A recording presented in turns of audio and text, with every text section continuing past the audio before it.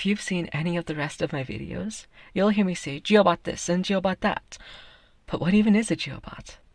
Well, put simply, Geobots are essentially what would happen if 2001 to 2003 Bionicle and Mixels and My Little Pony and Steven Universe and the Care Bears all got together and went Dragon Ball Z Fusion Dance, and then became the Blue Eyes Ultimate Dragon and fused together for ultimate power. That's Geobots. Cool, thanks for watching. But for those of you who want lore, here's where to start. Geobots are comprised of two components, an element and a soul. An element could be anything: lava, cold wind, clouds, sands, technology, machinery, a singular moss-covered rock. Any tangible thing that you can interact with. But a soul is very, very special. A Geobot's soul is a memory from childhood that is either forgotten or forced away in the transition to adulthood. These memories could be climbing a tree, reading your favorite book, or being just a little bit scared of the dark. When these two components combine, an incredibly rare element known as Relicite is formed, and a Geobot is born.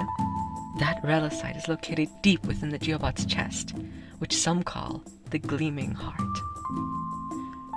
It is said that when a Geobot is born, a crystal in the great caves of Curiosity Peaks begins to glow, and that crystal is somehow connected to their life force.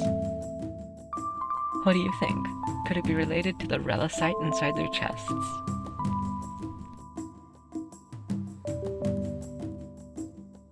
Our story takes place on the Imaginary Island. The Imaginary Island is a place far, far away from the real world, where humans have never existed. Our Geobots live all around this island, but there is much that has remained undiscovered for many stellar cycles. The places we know of are as follows: the deep woods of the Wandering Forest, the great mountains of Curiosity Peaks, the brilliant depths of Wendigo Lake, and Mama's Village, where most of our Geobots are born. Many creatures inhabit these places, but that's a story for another day.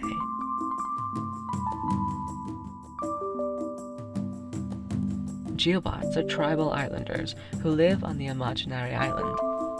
They are led and protected by Mama, the village elder.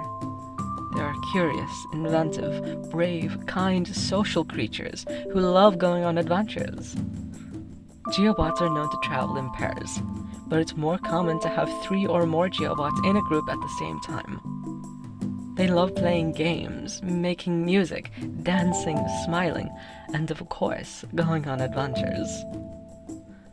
There are also many tribal traditions, such as Mama telling stories by the great campfire before bedtime, the great Tomastone being brought out for new arrivals, each Geobot constructing their own shield and backpack, and tribal face paint and face markings.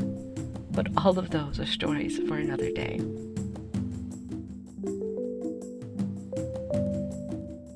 As a contrast to the general fun-loving and happy-go-lucky nature, Geobots are warriors, and they frequently practice combat and fighting so that they can protect themselves, each other, and their village from harm. It is customary for Geobots to build their own shields, and to use that shield as their main weapon for both defense and offense.